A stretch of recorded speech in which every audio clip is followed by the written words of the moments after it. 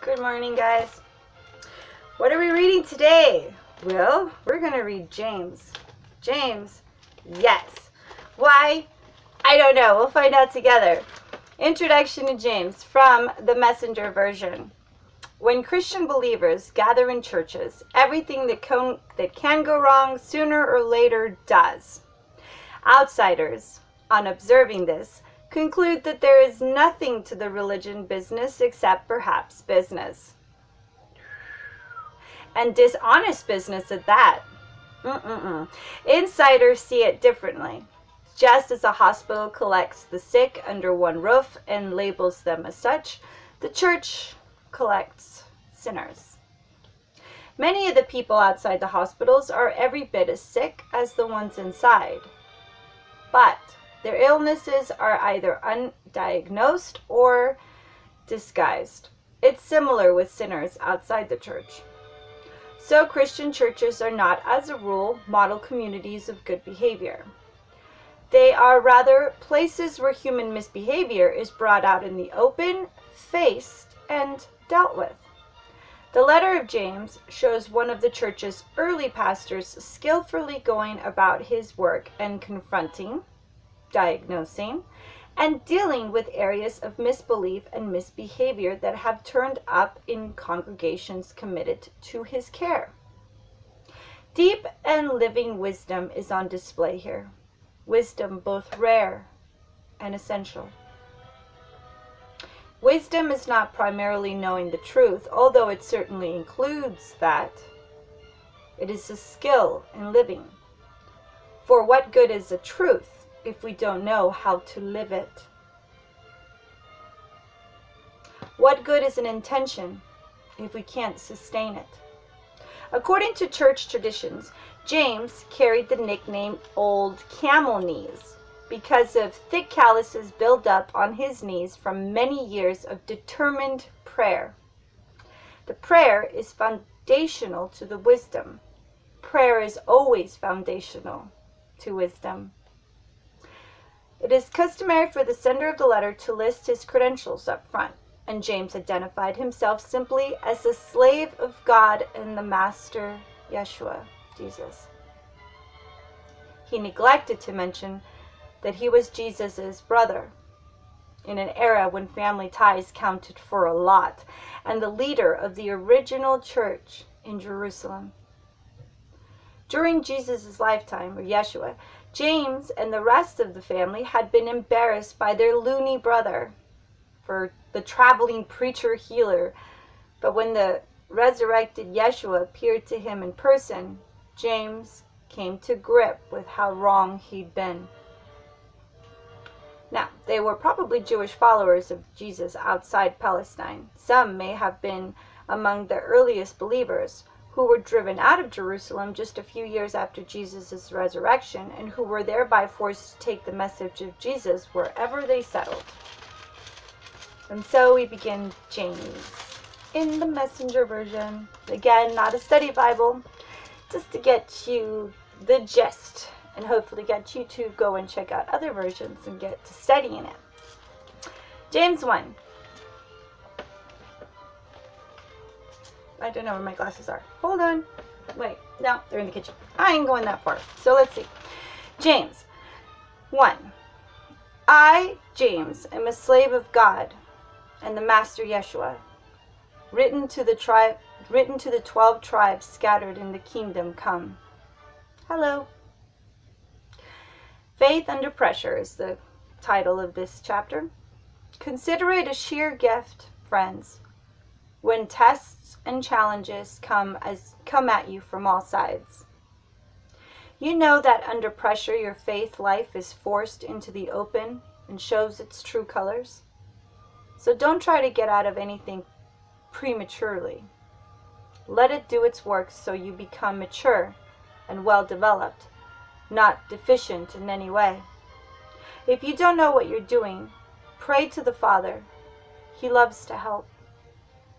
You'll get his help and won't be condescended to when you ask for it. Ask boldly, believing without a second thought, People who worry their prayers, quote unquote, are like wind-wiped waves. Don't think you're going to get anything from the Master that way. Adrift at the sea, keeping all your options open. Excuse me while I shift. We're going to go switch to the Amplified version. I really love their openings, their introductions. And I thought I was going to go there, but we're going to switch back to the Amplified version. James, testing your faith. James, a bondservant of God and of the Lord Yeshua Christ, to the 12 Hebrew tribes scattered abroad among the Gentiles in the dispersion, greetings and rejoice. Consider it nothing but joy, my brothers and sisters, or my brethren, whenever you fall into various trials. Be assured that the testing of your faith, though through experience, produces endurance, leading to spiritual maturity and inner peace. And let endurance have its perfect result, and do a thorough work, so that you may be perfect and completely developed in your faith, lacking nothing. If any of you lack wisdom to guide him through a decision or circumstance, he is to ask of our benevolent God, our Father, who gives to everyone generously and without rebuke or blame, and it will be given to him. But he must ask for wisdom in faith, without doubting God's willingness to help. Did you hear that? But he must ask for wisdom in faith, without doubting God's willingness to help. For the one who doubts is like a billowing surge of the sea that is blown about and tossed by the wind. For such a person ought not to think or expect that he will receive anything at all from the Lord, from the Father, being a double-minded man or woman, unstable and restless in all his or her ways, in everything he or she thinks, feels, or decides. In other words, don't be those things. If you're double-minded, unstable, and restless in all your ways, your prayers aren't going to be answered. So you should really begin with praying about getting help with that first and clearing that out. Let the brother in humble circumstances glory in his high position. As a born-again believer, called to the true riches and to be an heir of God. And the rich man is to glory in being humbled by trials, revealing human frailty, knowing true richness are found in the grace of God. For like the flower of the grass, he will pass away. For the sun rises with a scorching wind and withers the grass, its flowers fall off, and its beauty fades away. So too will the rich man, in the midst of his pursuits, fade away. The note for that is the beauty of its face perishes. So in other words, everything here in this matrix is perishable. Don't bother with it. Don't bother with those type of riches. They're not sustainable. They all corrupt. They're all perishable. So, blessed, happy, spiritually prosperous, favored by the Father is the man who is steadfast under trial and perseveres when tempted. For when he has passed the test and been approved, he will receive the victor's crown of life, which the Lord has promised to those who he loves, those who love him. Let no one say when he is tempted, quote, I am being tempted by the Father, for temptation does not originate from God, but from our own faults. Our God cannot be tempted by what is evil, and he himself tempts no one. Did you know that? But each one is tempted when he is dragged away, enticed, and baited to commit sin by his own worldly desires, his lusts, his passions, his need for richness, money. Then, when the illicit desires has conceived, it gives birth to sin. And when sin has run its course, it gives birth to death. Do not be misled, my beloved brothers and sisters. Every good thing given and every perfect gift is from above. I know some people that think or like sin is even just having money. It's the intent. It's, do you work for your money? Do you receive the money in gratitude? Do you require the money to do good with it, as in, what do you do with your riches? What makes them rich? Every part of your life is a gift from the Father. And what you do with that gift, and with what heart and intent you do with that gift, is what we're talking about here. Are you in gratitude and in grace? Or are you crawling over other people to get to what you think you need, this richness of this world? Are you hoarding it?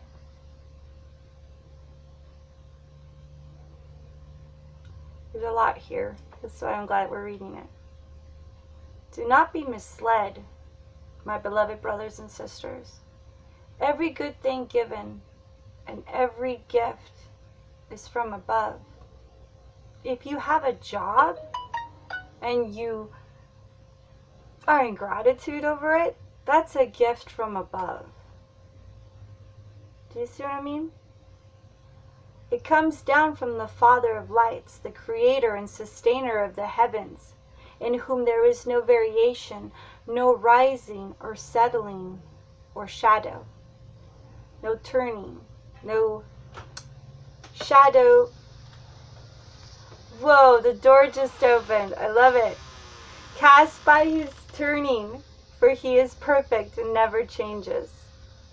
It was his own will that he gave us birth as his children by the word of truth, so that he would be a kind of first fruits of his creation, of his creatures, a prime example of what he created to be set apart to himself, sanctified, made holy for his divine purposes.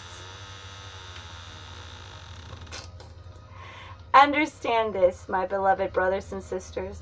Let everyone be quick to hear, be a careful, thoughtful listener, slow to speak, a speaker of carefully chosen words, and slow to anger, patient, reflective, forgiving.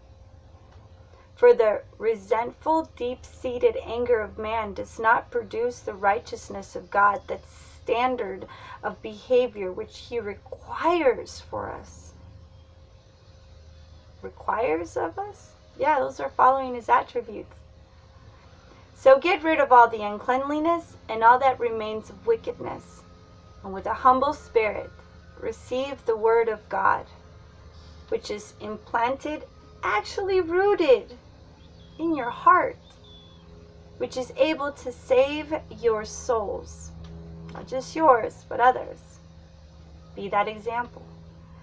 But prove yourself doers of the word, actively and continually obeying God's precepts, and not merely listeners, who hear the word but fail to internalize its meaning, deluding yourselves by unsound reasoning contrary to the truth.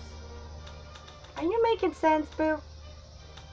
For if anyone only listens to the word without obeying it, he is like a man who looks very carefully at the natural face in a mirror. For once he has looked at himself and gone away, he immediately forgets what he looked like. But he who looks carefully into the perfect law, the law of liberty, and faithfully abides by it, not having become a careless listener who forgets, but an active doer who obeys. Oh, obey. I know they try to make that word dirty. Obey. But it depends on who you're obeying. He will be blessed and favored by God in what he does in his life of obedience.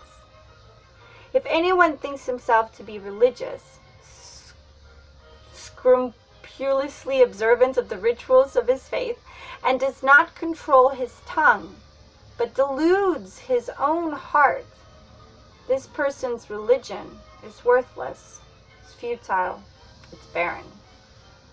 Pure and unblemished religion, as it is expressed in outward acts, is the sight of our God and Father is this. In the sight of our God and Father is this: to visit and look after the fatherless and the widow in their distress, and to keep oneself uncontaminated by the secular world. What do you think it means by to visit and look after the fatherless and the widow in their distress in a spiritual sense? To visit and look after the fatherless. To look after the ones that are unbelievers, the ones that are sick. How do you look after them? You just show them love. You just be the light. And the widows in their distress, all those believers that had it and somehow lost it. They're married to the Father, they know, but then somehow they lost it. And so they're in that in-between place. Those are the ones we look after. The rest, the believers, your brethren, they're solid. Alright guys, well that was James 1. And we'll have 2, 3, 4, and 5 later. Because right now, I gotta go to work. I love you guys. Bye.